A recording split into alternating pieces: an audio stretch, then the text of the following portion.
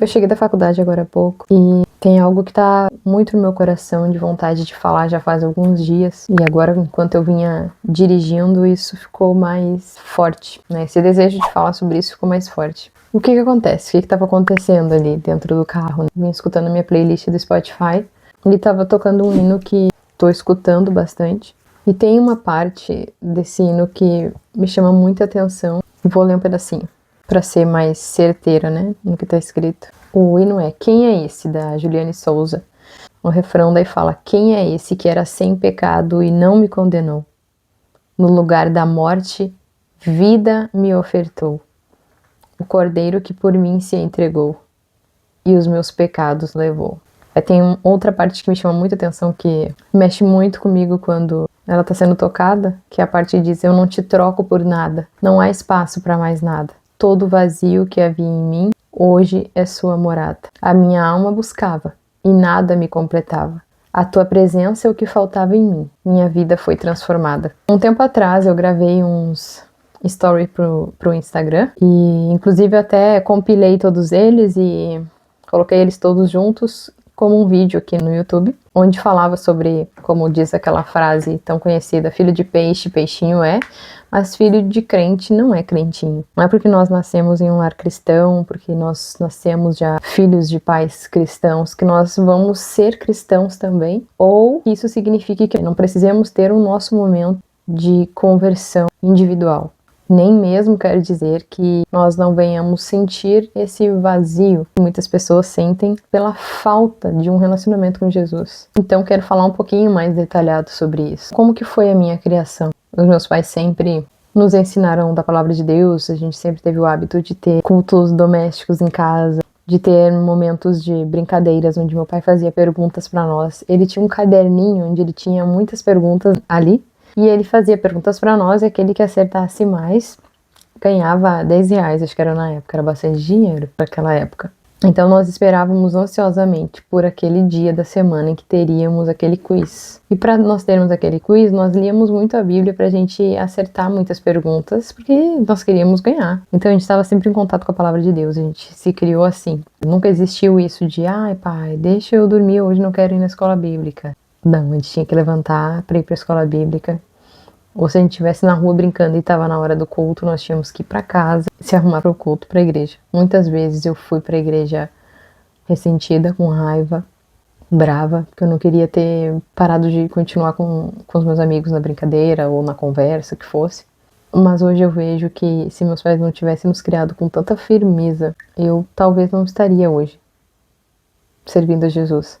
Porque eu sempre tive um temperamento muito forte. Devido a isso, eu acredito que eu iria me voltar contra tudo isso. E eu não iria mais querer. Eu vejo muitos pais criando seus filhos dizendo assim: ah, porque a hora que ele sentir, ele vai ir. Que tudo tem o seu tempo. Só que nós dificilmente vamos escolher Jesus se nós não conhecermos Jesus. E foi isso que meus pais fizeram. Enquanto nós éramos crianças, adolescentes, jovens, eles nos levavam para conhecer Jesus. Muitas vezes eu fui para a igreja contrariada, mas ao ouvir a palavra eu via que tinha muita coerência com o que eu aprendia em casa e com o que eu via em casa. Aquilo que era pregado na igreja era o que nós vivíamos em casa. Então não adianta nada também os pais forçarem seus filhos se dentro de casa eles vivem uma outra realidade. Eles vivem tipo um outro tipo de cristianismo, um cristianismo falso. O que você vai ensinar para o seu filho é que não vale a pena servir a Jesus, porque afinal, se é pra eu ir na igreja ver uma coisa que é tão bonitinha, mas dentro de casa é algo bem diferente, pra que eu vou querer? Só que no meu caso não foi assim, graças a Deus. Eu via muita coerência e eu via assim: bah, vale a pena servir esse Jesus. Eu quero um dia ter uma família como a nossa, como a dos meus pais, como a que eu vivo. Só que até esse processo de verdadeira conversão acontecer levou um tempo. Mas quando eu tinha por volta dos 13 anos eu decidi me batizar, porque eu decidi que era o que eu queria para mim, mas eu ainda não conhecia Jesus muito bem. Durante minha adolescência eu procurava ler bastante a Bíblia. Eu lembro que a primeira vez em que eu tentei ler a Bíblia toda, comecei separando todos os livros menores. Quais que eram os livros menores, eu fui lendo os livros menores. Aí depois separei quais que eram todos os maiores. E aí eu fui lendo quase todos os maiores, não cheguei a terminar. Então não cheguei a terminar essa primeira leitura bíblica. Fui ler toda pela primeira vez depois de muitos anos. Mas eu estava sempre em contato com a palavra de Deus, eu estava sempre lendo, mas eu ainda não conhecia Jesus muito bem. Eu tinha meus momentos de leitura, mas eu não tinha muita prática de oração e tudo mais, que são muito importantes quando a gente quer também se aproximar de Jesus. O tempo foi passando, eu vivi um período de adolescência e juventude muito diferente do que se espera de um jovem cristão. Quando eu estava com 19 anos, foi aonde me deu um clique de que eu precisava ter a minha conversão individual, de fato.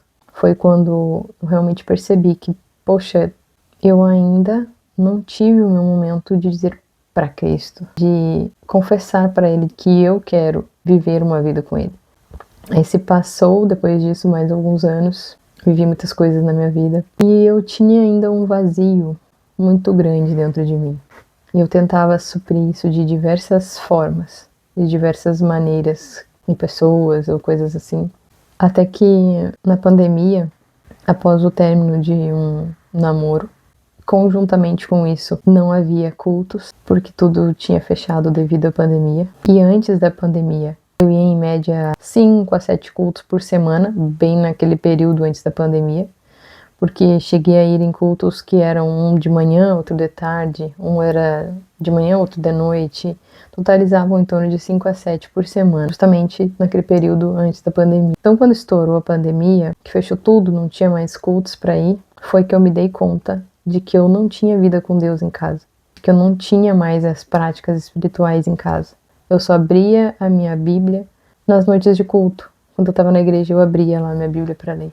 Eu só orava quando eu estava lá dentro da igreja, quando eu chegava a dobrar os meus joelhos, ou nos momentos de oração durante a liturgia do culto, eram os momentos em que eu orava. Eu não tinha meus momentos de adoração, eu não tinha vida com Deus, eu não tinha práticas espirituais com Deus em casa.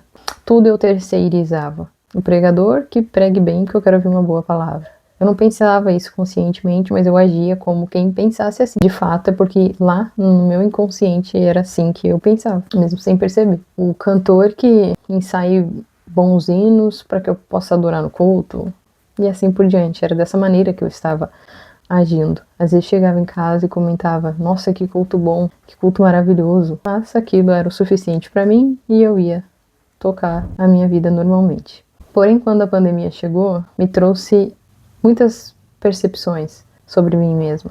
Então eu me dei conta de que eu não tinha vida com Deus e que era por isso então que eu havia tido tantos momentos de vazios até ali. Eu era uma pessoa muito infeliz. Dentro de mim eu me sentia muito triste, mesmo sem motivos. Eu olhava para mim e dizia: meu Deus, mas eu tenho uma vida tão maravilhosa, por que eu sou tão triste? Eu tenho uma vida tão abençoada por Deus, uma vida tão privilegiada por Deus. Por que o meu coração é tão triste? Eu chegava a acordar de madrugada com uma tristeza dentro de mim muito profunda. E então eu comecei a buscar muito a Deus quando eu me dei conta de que eu não tinha nenhum relacionamento com Ele. Foi quando eu comecei a realmente me debruçar na Bíblia. Eu passei a devorar a palavra de Deus. Eu lia muito, chegava a passar horas lendo, porque começou a me vir uma fome da palavra de Deus, uma sede pelas coisas de Deus, que eu só queria estar em contato com Deus, com as coisas de Deus. Naquele período ali, foi quando eu comecei a conhecer de fato quem era Jesus, e eu não queria estar longe, eu queria estar cada vez mais perto. Foi nesse período então que eu acabei lendo a Bíblia toda pela primeira vez. Eu já estava ali por volta de uns 27 anos.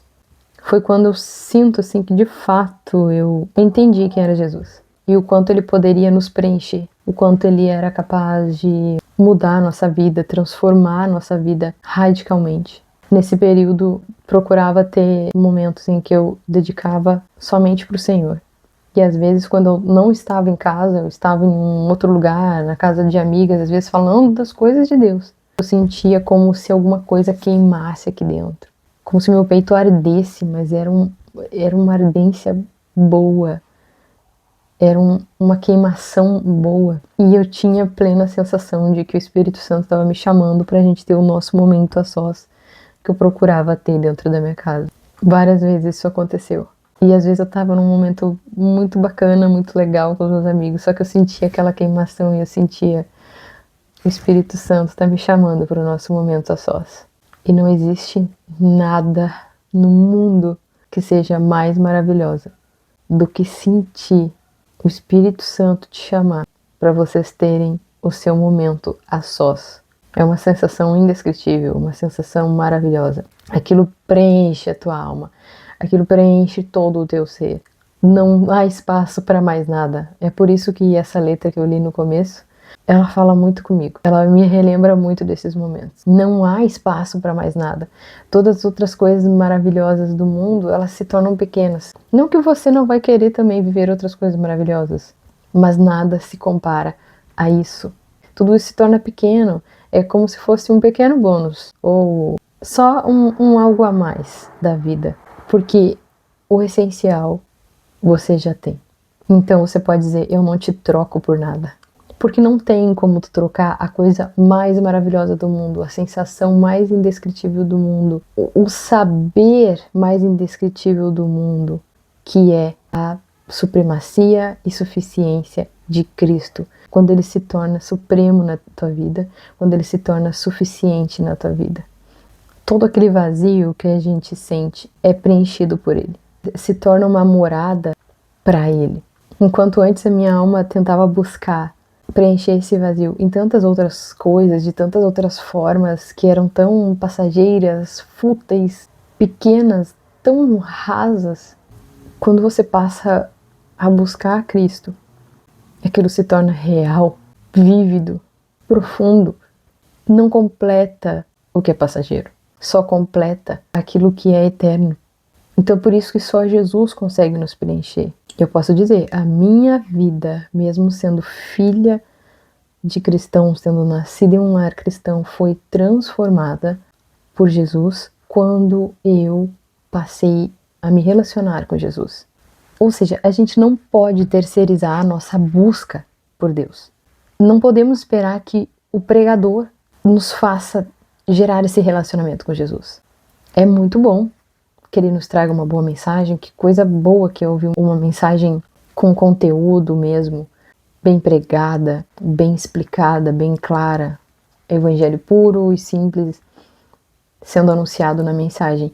Mas muito mais importante é que nós tenhamos a nossa busca pessoal, oração, leitura da Bíblia, porque se a gente diz amar a Deus, mas a gente não tira tempo para passar com Ele, por que é que nós queremos passar a eternidade com Ele? Se aqui a gente não tira 5 minutos para passar com Ele. Quando nós estamos conhecendo alguém para um relacionamento, a gente diz gostar muito daquela pessoa, a gente quer passar muito tempo com aquela pessoa.